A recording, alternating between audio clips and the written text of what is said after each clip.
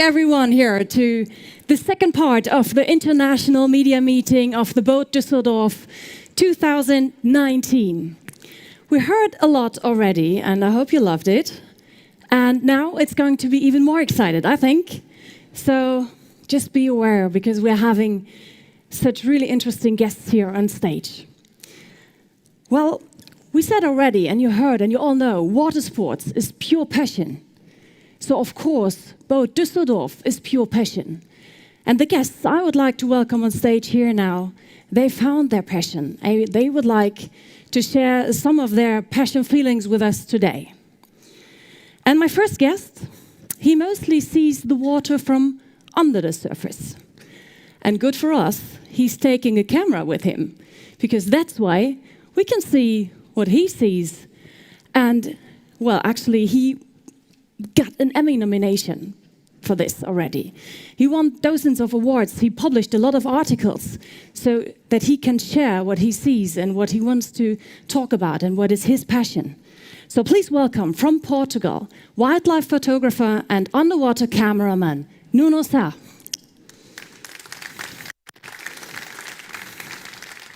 Hello. Thank you so much for this invitation. It's amazing to be here. Thank you, Nuno, for coming. And actually, the first question is why and when did you choose to be underwater cameraman? Why did you go under the surface? That's a very long story. Keep it short. I used to be a lawyer, actually. And I took my first diving course when I was studying to be a lawyer. And at the end of my law degree, I understood what I really wanted to do is explore the sea. And from there came a big passion about the sea, and I've had so many amazing moments all around the world since diving with, I was just talking with Petros about Norway, where you can dive with hundreds of orcas and humpbacks feeding in the Norwegian fjords or in the Great Barrier Reef and so on. And actually last week, just 8 days ago, I went on a submarine to 1,000 meters deep. Wow. And I think that was such an amazing experience that kind of changed the way I look at the ocean, because the guy that developed the submarine, that was piloting it, thank God someone was piloting it for me, and he was saying more people have actually been in outer space than at that depth. And we were looking at these amazing animals. They're all so strange with big eyes and translucent and everything. And you come to the conclusion that we know more about the surface of our moon than we know about our oceans. And it's always been a lot about this goal of showing people what we have in our oceans. And actually, we would really love to see what you see and what you love to share. So let's watch the movie, and I hope you love it. I do already.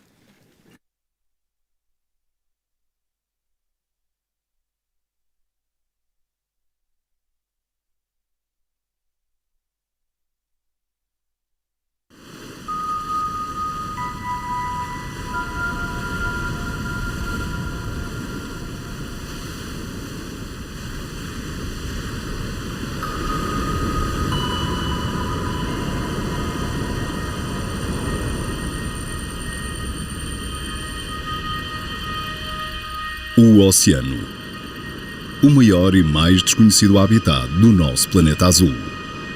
Desde a sua fundação, mais de 22 milhões de pessoas visitaram o Oceanário de Lisboa. Ficaram a conhecer e apaixonaram-se pela vida marinha dos 5 oceanos. Agora, uma equipa de exploradores, recorrendo a tecnologia de ponta, parte do Oceanário de Lisboa rumo ao desconhecido com um novo objetivo: dar a conhecer aos portugueses e ao mundo a vida marinha de Portugal, nesta que é a sua última fronteira.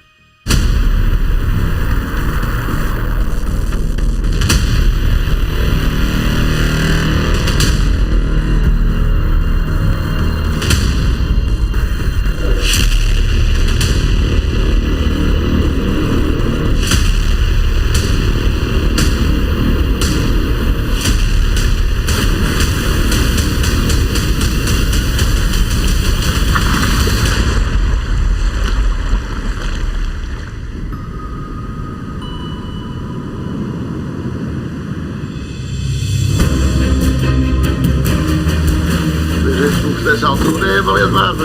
Até parece que é um azul. É azul! É azul, é azul. Essa é azul. Parece azul. Tem que fazer para a Fórmula 1 azul. Então dá ficar é muito bem mais perto. Vai! Vai no parqueiro!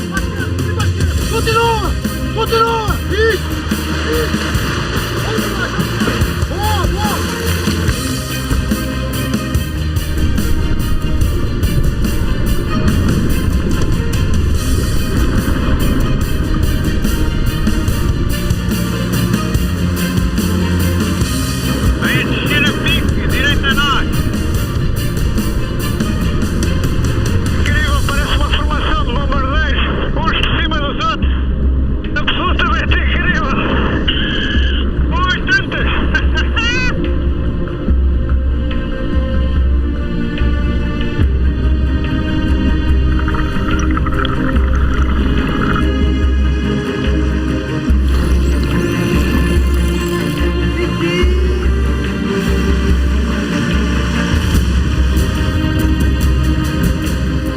Um sítio com uma vida incomparável em termos europeus, e as 9 ilhas dos Açores parecem estar no sítio ideal do Oceano Atlântico.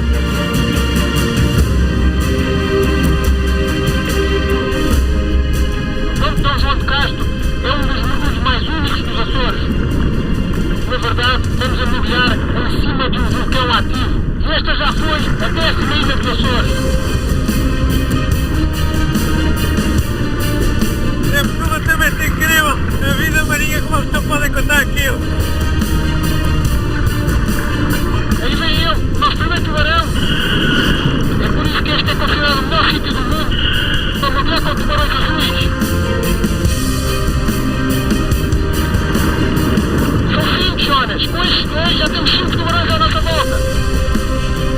Mas vou tentar manter a posição a 2, 3 metros de ti. Atrás de ti! O tubarão, de repente, o tubarão continua lá. Mas a ver o tubarão, acho que ele está a vir connosco.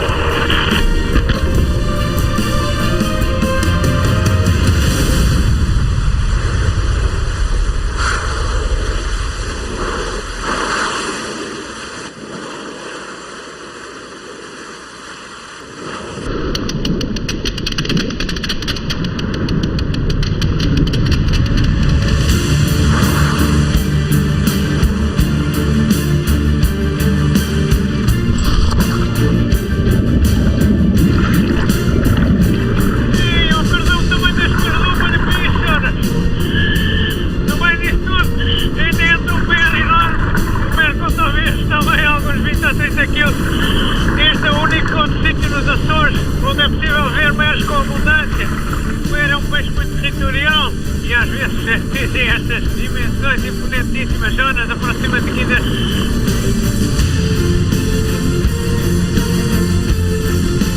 É incrível!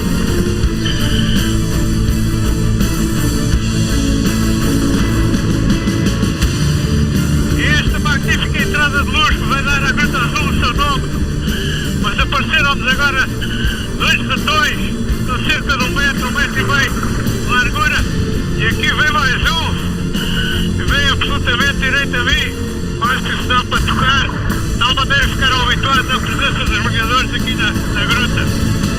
Basicamente, ocupámos um andar de um navio de guerra. A expedição ao Arquipélago da Madeira vai ficar marcada como expedição das grandes distâncias. 280 km nesta direção, as Ilhas Selvagens. Tudo para ser explorado durante 1 mês e meio a partir da Ilha da Madeira. Se repararem, esta ave está a libertar esta penugem muito fina que tem.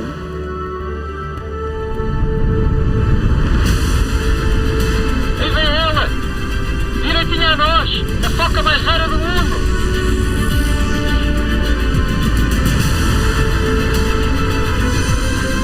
Nuno, parece que ela te quis dar um beijo. Absolutamente gigantesco o tamanho deste lobo marinho.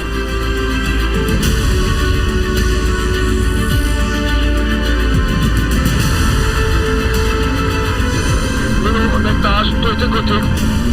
Ok, estou a vir em tua direção, estou-me a aproximar do canhão da popa.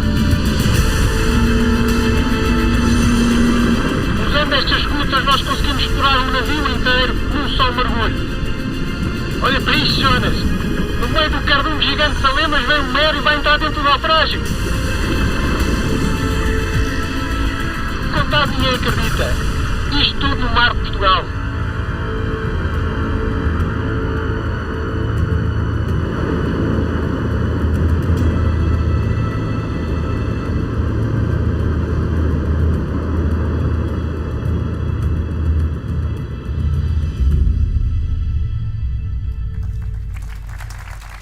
Thank you.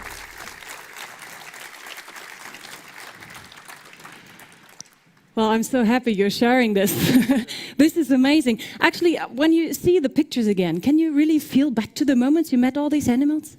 Yeah, well, this is a production about the sea life of Portugal, Portugal only. So for 1 year, we've been filming every single island, every most remote place in Portugal, and trying to show Portugal and the world how unique our sea life is. And it's a lot about people understanding that I think a lot of people see a lot of programs about Galapagos and very remote places and think this is an amazing place.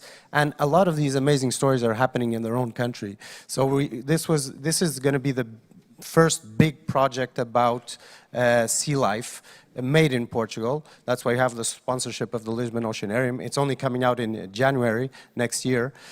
So for 1 year, we've been living through all these experiences. And it's been amazing because we're just going to the most remote places for these unique experiences, sharks, wrecks, things that will make people think, wow, we really have an amazing sea life. And we use this thing, which is these full-face masks that have radio communications. And that's basically because we want for people that are sitting in front of the TV, feel what we're feeling when we're going through these experiences. We did. But diving around the world actually for years now, did you feel and do you want to mention any changes you noticed maybe? Well, I haven't been diving that many years to actually be able to say that things are getting worse in the ocean. But the fact is, nowadays you have the only good places for a scuba diver to dive are marine protected areas. If you go diving in the sea anywhere and it's not a marine protected area, you're not going to see anything.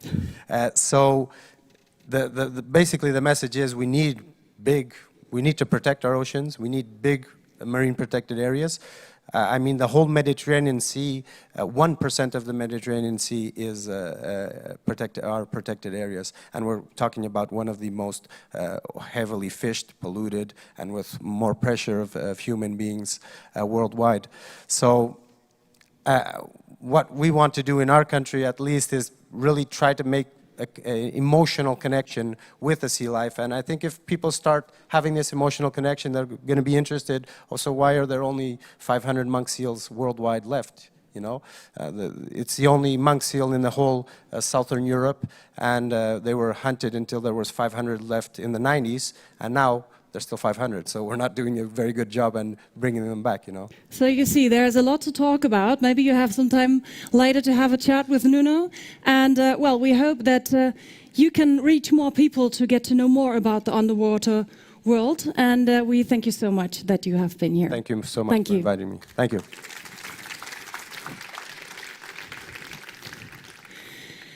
So now we are getting active in a different way. We are getting over the surface now. And the one I would like to welcome on the stage now, she found her passion at the age of 9. Now she's 27 and she earned 15 world champion titles already. So please welcome windsurfing girl Sarakita Ofringa from Aruba. Good morning.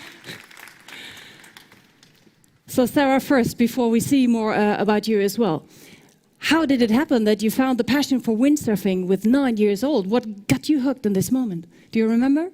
Oh yeah, I definitely remember. For those of you who don't know, I come from this island, Aruba. It's in the Caribbean. And to be honest, when I was 9 years old, I was really bad at windsurfing. I could not lift up the sail because it was too heavy. And then my brother, who was 12, was sailing circles around me. So I was like, forget it, I don't want to do this.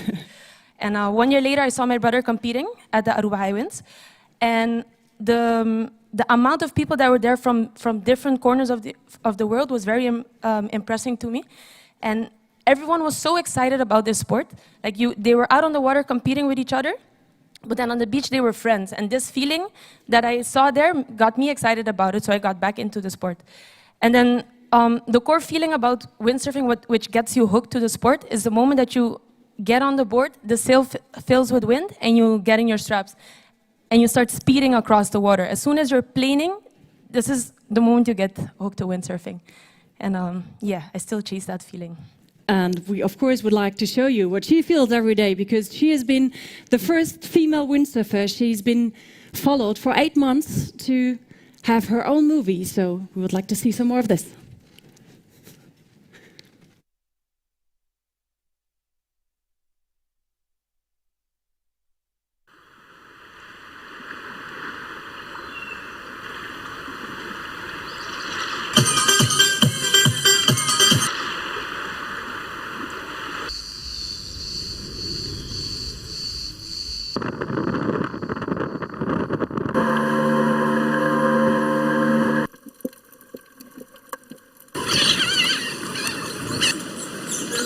You have a certain commitment to the sport, so you're not gonna put your team aside because you don't feel like doing something. It's the same like they taught me, like if you put your mind to something, you're gonna have to work at it as well.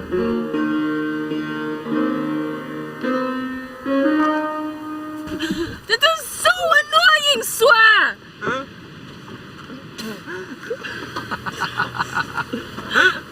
Let's just go.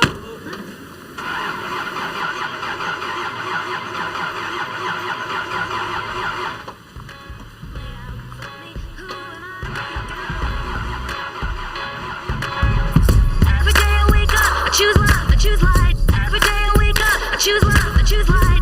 Every day I wake up, I choose love, I choose light. Every day I wake up, I choose love.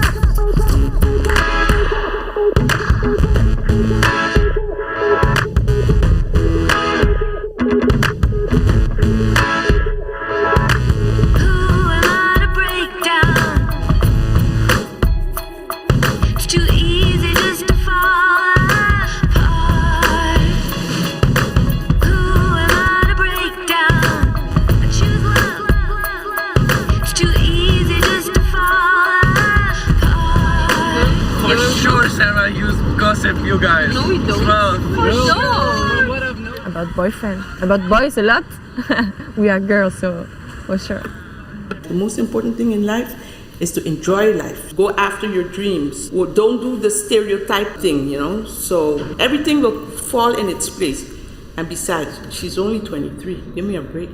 We want to Switch up labor, just corporate enablers.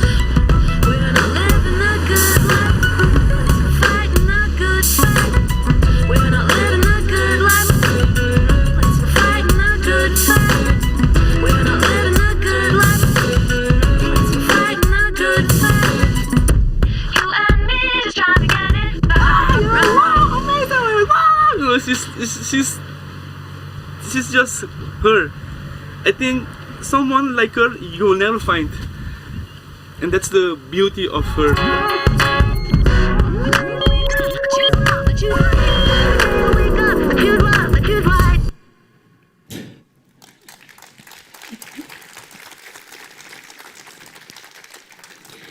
Kabebusha. It's not coming soon, it's out already, so you can see it. And actually, Kabebusha is kind of your nickname, right? Yeah, it's a nickname that my dad thought up for me. Kabe means hair and busha means bushy, so basically me. And actually, when we see the pictures and we think back to the campaign, it looks like you've been really following your call. It's been some pictures were equal to the campaign already, so this is really some passion way you're following for years now, right? Yeah, so this is, Petra, just now when you were talking, is like, what you were saying is exactly what I feel like about windsurfing as well, that in the end we're all chasing this magic feeling. And in this movie, like watching it back now, because it's 3 years old, I have the same feeling again. So I just wanted to explain that I come from Aruba, which for some people would say it's paradise. When I go to the beach, it takes me 5 minutes to get to the beach. There's palm trees everywhere, the beach is white, the water is turquoise, so it's amazing. But then, can you imagine when I moved to Holland to study, what shock I received to live, no offense, but it's dark, it's darker and it's colder, so I was not super excited about windsurfing when I was in Holland. But it was in Holland that I learned that I really do love windsurfing. I started traveling more because I tried to escape the cold.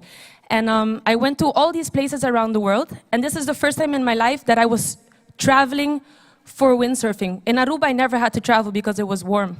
And there I learned that there's so many places to discover on Earth, so many different people, different cultures, and different ways of thinking. And I think this is something very special that I have been able to experience with windsurfing. Sorry, I'm a bit nervous. And actually, there's one thing we really should mention, because, like I said before, this was the first movie, the first windsurfing movie made about a female windsurfer. Yeah. So why do you think it took so long? And things are changing with this anyway. Yeah, well, still, this is a movie that I made together with Julien Robinet, so he decided to follow me for 8 months to different places around the world. And in the end, we invested a lot of money in it ourselves, but I think what we wanted to show with this movie is not only the typical action-packed movies that we see in windsurfing these days, but also to explain the feeling of windsurfing. So when you watch it, you can already tell there's not that much action, but more cinematography, more lifestyle, and we hope to convey this feeling of windsurfing to non-windsurfers as well. And yeah, it's been a very, very cool adventure. Like, I went to places like Iceland and Australia, and I never imagined I would go to places like that. And actually, we heard the Marino sisters. Actually, I know they were saying that you told them once that you'd like to kick our ass, and actually, who knows the Marino sisters knows that they're really good. Yeah. And now you achieved 15 world champion titles already. Yes. And I know that you said once, if you would have been asked to compete against men, you would do. I think they're kind of afraid. So, but what's changing about women in windsurfing? I think this is a real big topic. We had a change in Tenerife now, it was, I think? Yeah, at the moment, it's a really big topic about equality between men and women in sports. And also in windsurfing, this has been a big issue, or a big topic. I think a really big thing that has changed already this summer is that the Moreno twins, they organized the Gran Canaria Wind and Wave Festival every year in Gran Canaria. And this was the first year that we had equal prize money for both men and women. And I think that's a huge step for women in windsurfing and sports. And I'm grateful to have been a part of that. Yeah, so... And you're actually up for the next competitions already. Sult is coming up, so whoever of you has been there already on Sult for the World Cup, the biggest windsurfing World Cup event in the world. And Sarah's going to compete, and I think we can do the one thing, just wish her the best of luck. Thank you. To win this next title, the 16th then maybe. Let's go for it. Let's go for it. Thank you very much, Sarah Kita.